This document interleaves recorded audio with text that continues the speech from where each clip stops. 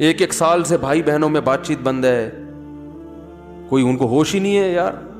ایک ایک سال گزر جاتا ہے, بات چیت نہیں ہو رہی ہے, ناراض ہیں, ایک دوسرے کی جڑیں کاٹ رہے ہیں.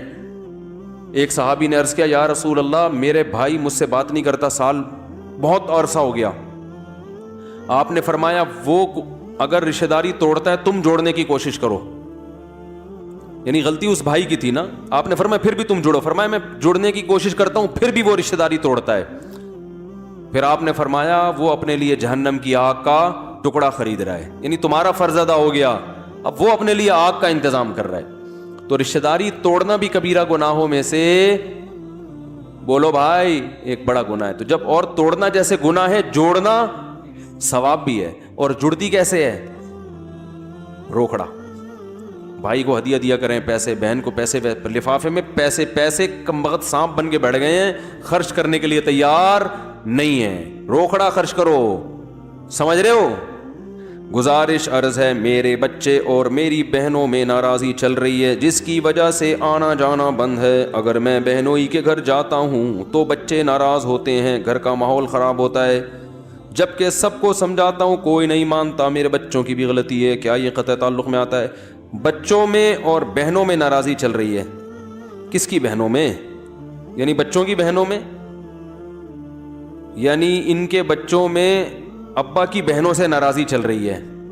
ابا کی بہنیں پھوپھیاں ہوتی ہیں, ماں کی جگہ ہوتی ہیں. ناراضی کا محل ہے ہی نہیں ہے. بڑا چھوٹے سے ناراض ہو, چھوٹے کو بڑے سے ناراض ہونے کا آپشن بولو بھائی ہے ہی نہیں. یہ کوئی تو ناراضی کا وہی غلط ہے. زیادہ سے زیادہ انہوں نے ناانصافی کر دی ہوگی, تو بس یہ ہوتا ہے کہ پھر تھوڑا تعلق تھوڑا ریزرو رہ لو. ایک روایت میں نے سنی تھی, حضرت ابو ہریرہ رضی اللہ تعالی عنہ کسی محفل میں حدیث بیان کر رہے تھے. تو جمعرات کا دن تھا, حضرت ابو ہریرہ اس میں وعظ کیا کرتے تھے کہیں کوفہ میں یا بصرہ میں. تو وعظ کے دوران انہوں نے کہا کہ میں دعا مانگوں گا, مجھے ڈر ہے کہ کوئی قطع رحمی کرنے والا اگر محفل میں ہوا تو اس کی وجہ سے دعا ہماری رد نہ ہو جائے, تو توبہ کر لو جو بھی رشتہ داری توڑنے والا ہے. تو ایک شخص اٹھا اور چلا گیا, اور کچھ دیر کے بعد واپس آیا. لوگوں نے پوچھا کیا تھا؟ اس نے کہا میں نے اپنی پھوپھی سے 1 سال سے بات نہیں کی تھی, ناراضی تھی. تو جب حضرت ابو ہریرہ نے یہ فرمایا نا کہ جو رشتہ داری توڑتا ہے اس کی وجہ سے پوری محفل پہ کیا ہوتی ہے؟ نحوست طاری ہوتی ہے, پوری محفل کی دعائیں قبول ہونے کا امکان کم ہو جاتا ہے. تو مجھے خیال ہوا میری وجہ سے سب کا نقصان ہوگا, تو میں گیا ہوں اپنی پھوپھی کو منا کے آیا ہوں میں. تو اس لیے آپ کے بچوں کو چاہیے, پھوپھی سے اگر زیادتی بھی ہوئی ہے تو کوئی بات نہیں, منا لو یار, ماں کی جگہ ہے بھائی. تمیز مارکیٹ میں شارٹ ہو گئی ہے, تو ٹی وی ڈراموں میں عدم برداشت سکھایا جا رہا ہے, اس کو کمال سمجھا جاتا ہے. اور یاد رکھو رشتہ داری جوڑنے کا سب سے بہترین طریقہ ہے ہدیہ دیا کرو کیش کی شکل میں, پیسے. سمجھ رہے ہو؟ پھوپھی کو 5,000 کا نوٹ لفافے میں ڈال کے دے دو. دیکھو پھوپھی کا اسٹائل آپ سے بات کرنے کا, حالانکہ ہو سکتا ہے پھوپھی مالدار ہو, 5,000 کی کوئی ویلیو نہ ہو, لیکن پیسہ بولتا ہے. حقیقت بتا رہا ہوں, تبھی تو اللہ نے بار بار پیسہ خرچ کرنے کا قرآن میں حکم دیا. اللہ کو خوش کرنے کے لیے بھی پیسہ خرچ کرنا پڑتا ہے, تو ماموں کو خوش کرنے کے لیے پیسہ کیوں نہیں خرچ کرنا پڑے گا؟ پھوپھی کو خرچ کرنے کے لیے پیسہ کیوں نہیں خرچ کرنا پڑے گا؟ خالہ کو خوش کرنے کے لیے پیسہ. تو بھانجوں کو بتیجوں کو چاہیے پیسے ویسے دے, تو دیکھو پھر ان کا سلوک ایک دم, آپ کی غیبتیں ایک دم مارکیٹ سے کیا ہو جائیں گی؟ شارٹ, اچھائیاں شروع ہو جائیں گی. تو ایسے پیسے نہیں دیتے آج کل لوگ, کنجوس. لفافے وہ دولہا بولا کے جو چل رہے ہوتے ہیں نا, وہ نہیں ہوتا, وہ سب کو پتہ ہے رشوت ہے. وہ ہم نے بھی دیا تھا تو انہوں نے بھی دیا, تو انہوں نے چونکہ ہماری شادی میں پیسے دیے تھے, تو چونکہ ان کے بچہ پیدا ہوا تھا تو ہم نے 500 روپے دیے تھے, تو ہمارے بچہ پیدا ہو تو 1000 تو وہ دیں گے, تو ہم نے ان کو 5000 دیے تھے, تو ہمیں یہ ٹوپی ڈرامہ ہے, یہ ہدیہ. اس سے نفرتیں پیدا ہوتی ہیں. کم بخت کے تیسرا بچہ پیدا ہو گیا, ہمارے ایک پیدا ہوا تھا, 5000 لفافے میں ملے تھے, اس کم بخت کے ایک پیدا ہوا, ہم نے بھی 5000 دے دیے, کم بخت پیدا ہی کرتے چلا جا رہا ہے. آسٹریلیا والا حساب ہو جاؤ گا. آسٹریلیا میں ایک بچہ پیدا کرنے پر گورنمنٹ کی طرف سے الاؤنس ملتا تھا, تو بعض پاکستانیوں نے کا بزنس ہی یہی تھا کہ دبا کے کیا پیدا کرو بچے, کوئی کام کرنے یہی کام ہے بس. تو گورنمنٹ نے یہ قانون ہی چینج کر دیا, بھائی پورا پیسہ تو یہ لوگ کھائیں. انہوں نے کہا کوئی کام نہیں کرو, اسپیڈ بڑھا دو. سمجھ رہے, جتنی اسپیڈ پاکستان میں تھی اس سے تھوڑی اسپیڈ بڑھا دو. تو گورنمنٹ پیسے دیتی ہے بچوں کے, تو پاکستانی بیچارے ہر جگہ جا کے قانون ہی چینج کروا دیتے ہیں یار. میں نے ان لوگوں سے کہا آسٹریلیا کے پاکستانیوں سے, یار گورنمنٹ قانون چینج کرے نہ کرے پھر بھی اسپیڈ وہی رکھنا ہے آپ نے, سمجھ رہے ہو؟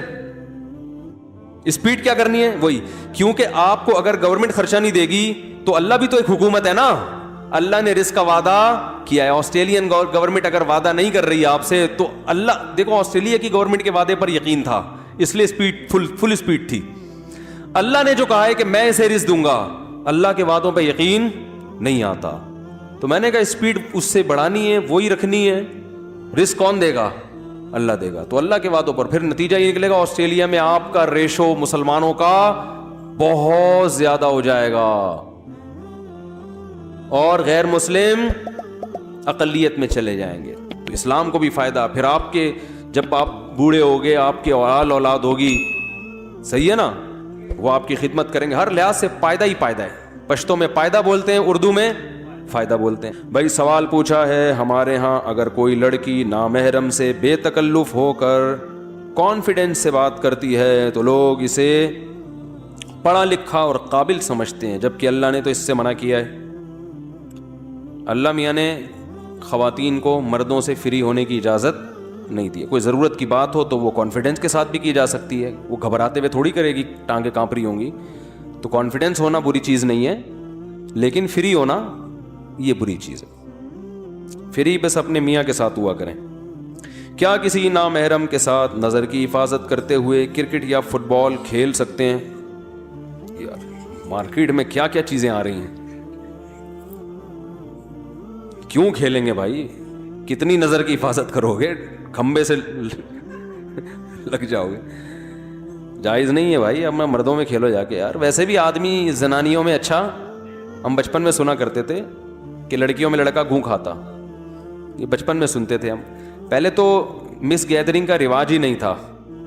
جب بھی شادی بیاہ ہوتی ہے مردوں کا الگ ہوتا, خواتین کا الگ. یہ تو اب شروع ہوئی ہے. تو کوئی مرد اگر خواتین کے جو ہے وہ تمبو میں گھس جاتا تھا نا تو لوگ اس کو گالیاں دیتے تھے, کیا بھائی بالکل ہی بے شرم آدمی ہے, عورتوں میں جا کے بیٹھا ہوا ہے, زنانہ. تو مردوں میں اچھا لگتا ہے, مرد کی نیچر ہی نہیں ہے عورتوں میں جا کے بیٹھنا, سمجھ رہے ہو؟ اس کو شرم آتی ہے اس سے, ویسے ہی برا لگتا ہے. تو اس لیے آدمی بنو آدمی. بچوں, لڑکا بھی اگر لڑکیوں میں زیادہ کھیل رہا ہے نا اس کی کلاس لو, اس لیے کہ جو بچہ لڑکا لڑکیوں میں کھیل رہا ہے وہ اپنی نیچر پہ نہیں ہے. وہ لڑکیوں میں وہ کھیل رہا ہے, آپا کھیل رہا ہے, گڑیا گڈا کھیل رہا ہے. وہ لڑکوں سے بولو بھائی تو جا کے فٹ بال کھیل باہر جا کے, ٹھیک ہے نا, لڑکوں میں کھیل, بنٹے کھیل, مارم پیٹی کھیل, تجھ پہ یہ کھیل اچھے لگتے ہیں, یہ لڑکیوں کے کھیل ہیں. ہمیں یاد ہے ہمارے والدین, ہمارے بھائی اس چیز کی بڑی نگرانی کرتے تھے بچپن. والدین اس کا بڑا خیال کرتے تھے کہ لڑکا لڑکیوں میں تو نہیں کھیل رہا, تو وہ چاہتے تھے بھائی لڑکوں میں جا کے کھیلو. تو بچپن سے ہی لڑکیوں میں اور کو ایجوکیشن میں وہ زنانی طبیعت کے پیدا, زنانی سمجھتے ہیں, لیڈیز پن پیدا ہو جاتا ہے آدمی میں. وہ پھر ٹھرکی بنتا ہے, ہر وقت گھسا رہے گا عورتوں میں, شادی نہیں کرے گا وہ. آپ سمجھتے ہو کہ وہ 4 شادیاں کرے گا, 4 شادیاں آدمیوں کا کام ہے ٹھیک ہے نا, بندوں کا کام ہے, آدمیوں کا جو مرد ہوتے ہیں. اور جو عورتوں کے پیچھے بھاگتے ہیں نا ٹھرکی, یہ مرد نہیں ہوتے, ان میں زنانہ پن ہوتا ہے, ہر وقت عورتوں میں گھسنے کا شوق. مرد دوسری شادی تو آدمی کا. بیٹھے ہوئے ابھی ان کے سسر بولیں گے ابھی سے ہمارے دامادوں کو خراب کر رہا ہے. بالکل نہیں کرنی چاہیے بھائی, آپ لوگ اپنے ابھی فی الحال آرام سے.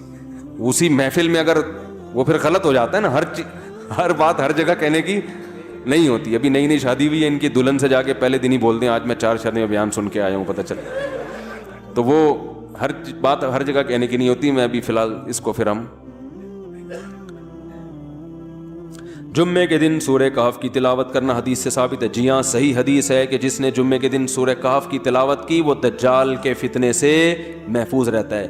جمعے کے دن بھی کر سکتے ہیں, جمعے کی رات کو بھی یعنی جمعرات کو بھی کر سکتے ہیں, رات کے وقت.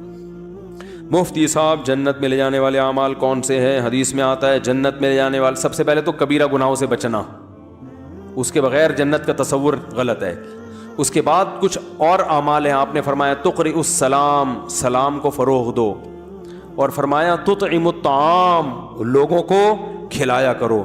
یہ کھلانا اصل میں بتایا جا رہا ہے کہ بنیادی ضرورتیں پوری کیا کرو لوگوں کی, کیونکہ بنیادی ضرورت کھانا ہے نا. اس زمانے میں علاج اور یہ سب چیزیں تو اتنا نہیں ترقی کی تھی. تو یہ جزیہ ہے, اس سے اصول یہ سمجھایا جا رہا ہے کہ لوگوں کی بیسک ضرورتیں پوری کیا کرو. تو یہ چند چیزیں ایسی ہیں. آپ نے فرمایا کیا ہے, افشوا السلام اور تطعم الطعام, اور آگے الفاظ ہیں تدخل الجنت بسلام, تم جنت میں سلامتی کے ساتھ داخل ہو جاؤ گے. تو اللہ کی مخلوق کا خیال کرو, سلام کو فروغ دو. جو اخلاق ہمارے ہونے چاہیے تھے وہ ایئر ہوسٹس نے لے لیے ہیں اور انگریزوں نے لے لیے ہیں. انگریز ہر ایک سے کیسے تھینک یو سے بات کرتے ہیں, ہمارے یہاں کسی سے دوسری دفعہ ایک بات کر کے تو دکھاؤ. البتہ یہ ضرور ہے کہ آپ کے اخلاق کتنے میٹھے کہ لوگ نے آپ کو کھانا شروع کر دیا, آپ کو یہ ٹھیک نہیں ہے. میں بھی بعض دفعہ فون پہ غصے ہو جاتا ہوں, تو اس سے لوگ کہتے ہیں ممبر پہ اخلاق سکھاتے ہیں اور ہم سے تمیز سے بات نہیں کر رہے. اس کی وجہ یہ ہے کہ آپ نے ایک دفعہ کسی کو ایک بات سمجھا دی, پھر وہ اس کو دوبارہ سمجھا دی, پھر وہ فون کر رہا ہے تیسری دفعہ سمجھا دی, پھر وہ فون کر رہا ہے چوتھی دفعہ سمجھا دی. تو ہم کچھ ساری دنیا میں آپ کے لیے تو نہیں فارغ بیٹھے ہوئے نا, پھر سوال بھی الٹے کر رہا ہے. تو ایسے موقع پہ سختی سے بات کرنا عین اخلاق ہے کہ بھائی ٹو دا پوائنٹ بات کریں, ہمارے پاس فالتو دماغ نہیں, کیونکہ ہمیں اندازہ ہو جاتا ہے کہ یہ ٹائم ویسٹ کر رہا ہے. تو بلا وجہ ایسا نہیں کرتا, کوئی گھبرائے نہیں, کوئی آدمی کے پتہ نہیں ہے کیا کھا جائیں گے. لیکن ایک مثال دے رہا ہوں کہ ہر چیز کی ایک لمٹ ہوتی ہے. سمجھتے ہو کہ نہیں سمجھتے؟ ہر چیز کی, ایسا نہیں کہ آپ لوگ علماء کو ستاتے ہیں اخلاق چیک کرنے کے لیے, ستائیں گے, اس کی پرمیشن نہیں ہے آپ کو. تو میٹر ہمارا بھی شارٹ ہوتا ہے, میٹر شارٹ نہ ہو تو پھر وہ اس کا مطلب میٹر ہے ہی نہیں اندر. امام شافعی فرماتے ہیں جس کے ساتھ غصے والا سلوک کیا جائے, غصہ دلانے والا کام کیا جائے, پھر بھی اسے غصہ نہیں آئے تو وہ گدھا ہے. امام شافعی کا قول ہے, صحیح ہے. اس کا مطلب اس کے, یہ انسان کی نیچر ہے نا کہ ایک حد تک تو برداشت کرے گا, اس کے بعد تھوڑی ہوگا برداشت. مفتی صاحب بار بار گناہ ہو جاتا ہے, پھر توبہ کرتا ہوں, پھر گناہ ہو جاتا ہے, بد نظری بھی ہوتی ہے. دیکھو بار بار گناہ ہونا تو بری چیز ہے, لیکن اس کی وجہ سے توبہ نہ چھوڑیں. شیطان یہ کہتا ہے تو چونکہ گناہ سے بچ ہی نہیں سکتا لہذا توبہ کرنا چھوڑ دے.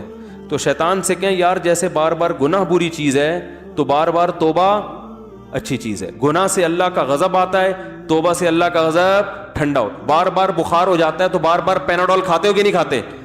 بھائی یار بار بار بخار ہو رہا ہے, چھوڑو پیناڈول کے ڈبہ اٹھا کے, اب مرنے دو بخار میں, تو مر جائے گا. بار بار بخار ہو رہا ہے, بار بار پیناڈول کی 2 گولی, ڈاکٹر کہتے ہیں کہ ہر 3 گھنٹے کے بعد کھلاؤ اس کو, اس لیے بار بار بخار ہو رہا ہے.